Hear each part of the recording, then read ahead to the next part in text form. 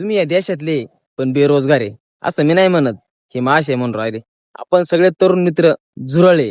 आज झुरळ म्हणल्याच्या नंतर जवळजवळ 3 दिवसापासून भारतात एकच चर्चा चालू आहे. नेमकं हे झुरळ म्हणजे काय नेमका, तर हे तुम्हाला सगळ्या व्हिडिओ मध्ये कळणार आहे. आपला व्हिडिओ शेवटपर्यंत बघा. तर असं एक आपल्यासारखा तरुण युवक होता. तर त्याचं कुठं नाव नाही, त्याला कुठं पॉलिटिशियनचं वेड वगैरे काहीच नाही, कुठं चर्चेत नाही. पण विषय आज झाला, एक आपल्या भारताचे मोठे सरन्यायाधीश आहे. त्यांनी एकच त्याला बोलले, त्या तरुण युवकाला बोलले, तुम्ही झुरळे, तुम्ही कोणतीच मागणी घेऊन माझ्याकडे येऊ नका. तर झुरळाने डायरेक्ट सिरियस घेतलं मनावर.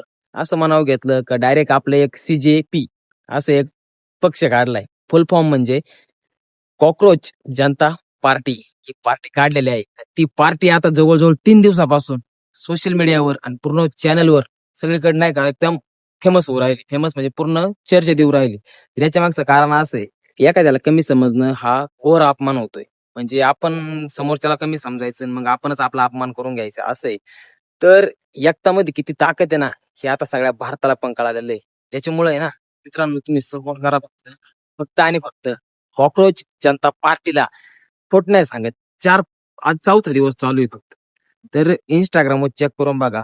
बीजेपीचे, काँग्रेसचे, शिवसेनेचे, राष्ट्रवादीचे फॉलोअर्स किती आहे आणि कॉकरोच जनता पार्टीचे फॉलोअर्स किती झाले. तुम्ही फक्त एकदा कमेंटमध्ये सांगा किती झाले. आणि इथून पुढे आपले जे तरुण पिढी आहे, तरुण पिढीला माझं एक सांगणं, मी तरुण आहे, तुम्ही सर्व तरुण आहे.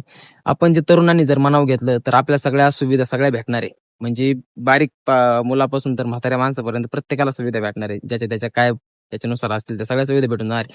तर तुम्ही सर्वांनी सपोर्ट करा. मी पण अध्यक्ष, तुम्ही पण अध्यक्ष व्हा, सदस्य व्हा, संचालक व्हा. धन्यवाद.